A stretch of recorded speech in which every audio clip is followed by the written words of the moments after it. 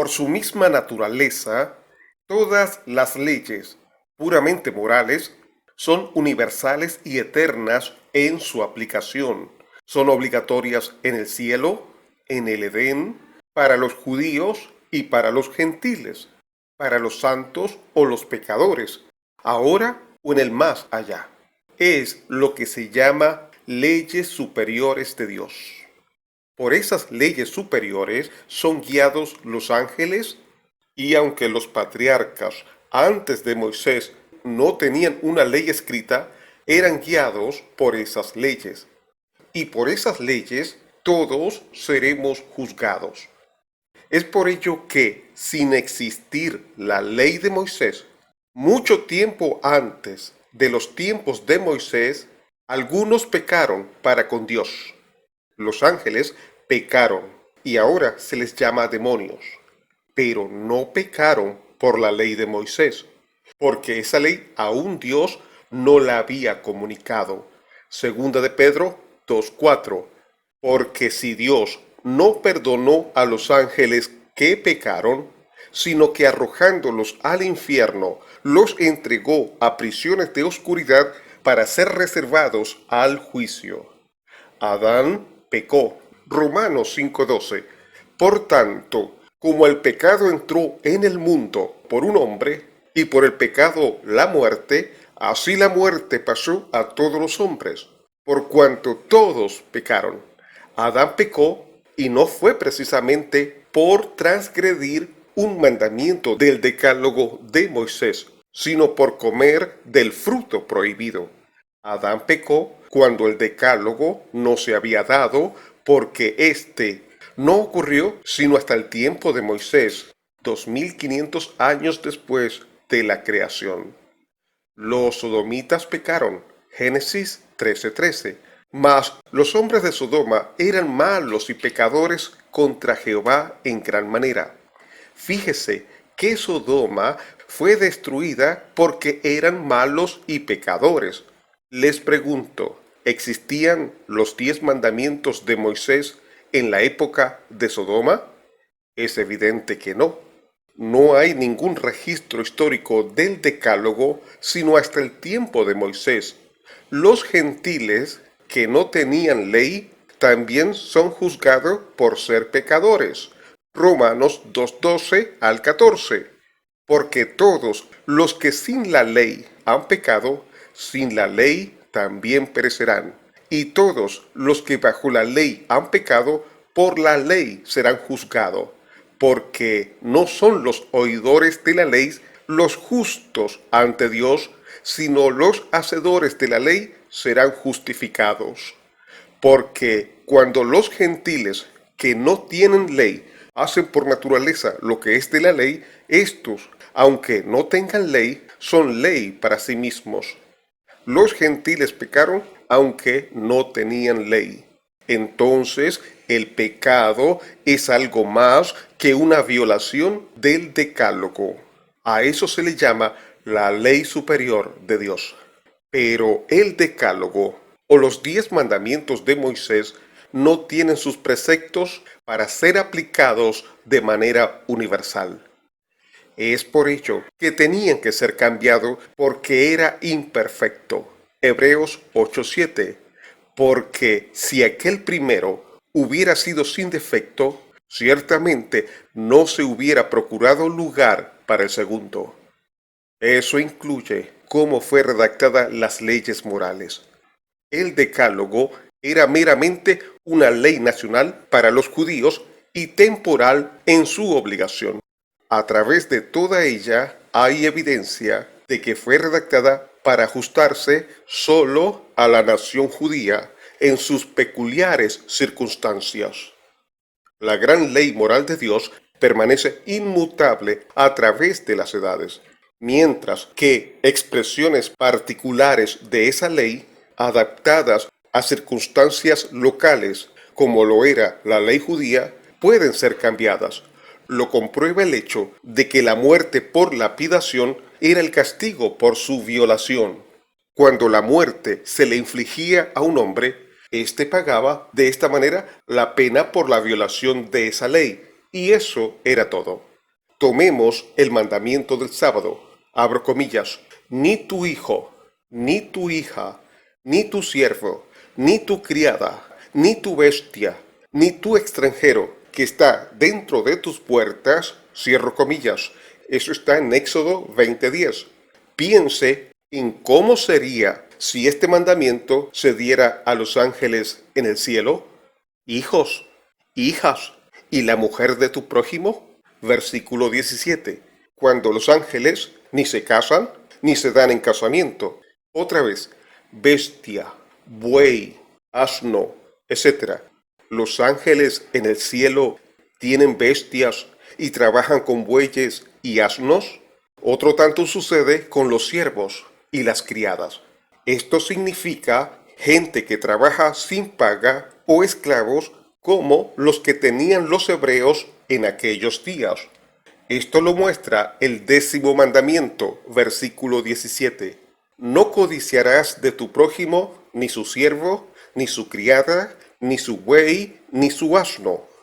Estos eran su propiedad, sus siervos o esclavos, sus bueyes, sus asnos, etc. Pero, ¿tienen los ángeles esclavos? ¿Tuvo Adán siervos en Edén?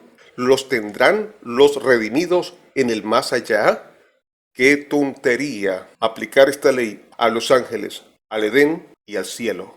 Esta fraseología estaba adaptada especialmente a las condiciones sociales de los judíos como nación en la tierra de Canaán y a nadie más. Una vez más, ni tu extranjero que está dentro de tus puertas. Versículo 10. Como todo el mundo sabe, el extranjero era el gentil. Dentro de tus puertas era una expresión común que quería decir dentro de tus ciudades o que habitan en tu tierra. No se refiere en modo alguno a vivir en tu finca o dentro de los portones que delimitan tu hacienda, como los adventistas lo explican siempre.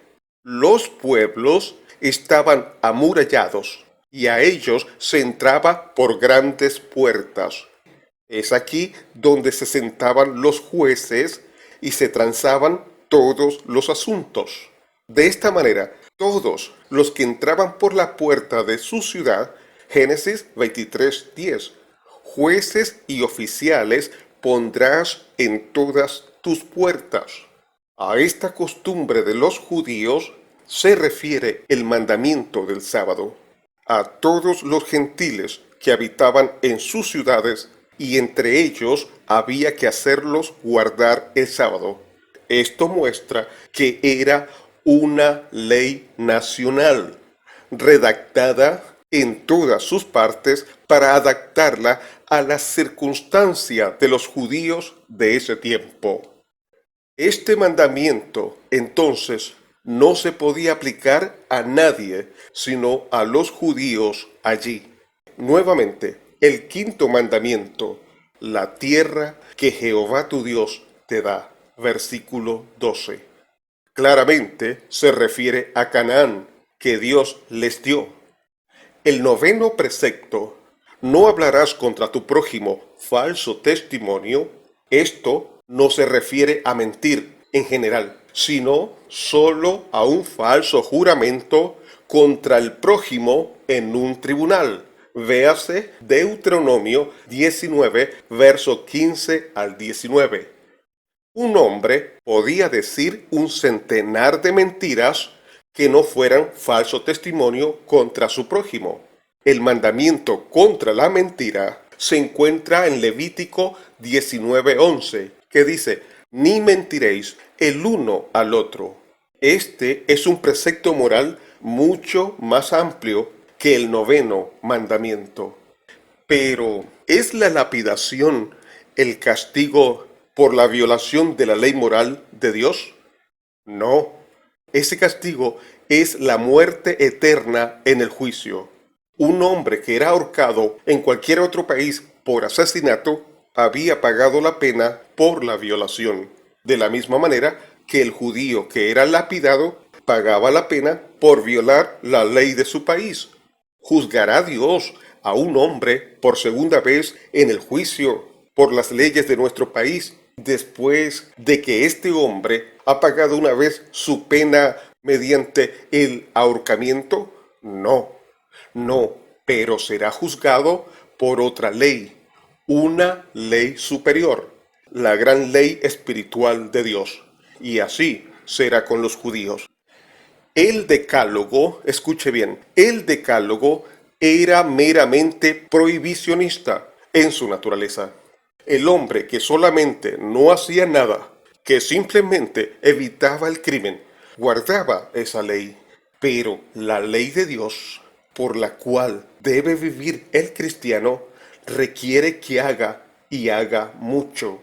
Debe amar a Dios, amar a su prójimo, amar a sus enemigos, visitar a las viudas y a los necesitados, soportar las ofensas, ser paciente, recibir a los forasteros y ser activo en toda buena obra.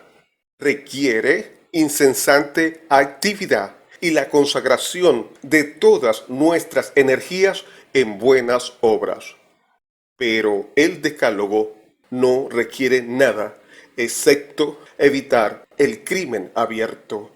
El decálogo solo nunca es llamado la ley de Dios, ni la ley del Señor, ni una ley perfecta, ni se dice que alguien será juzgado por él, ni que es obligatorio para los cristianos.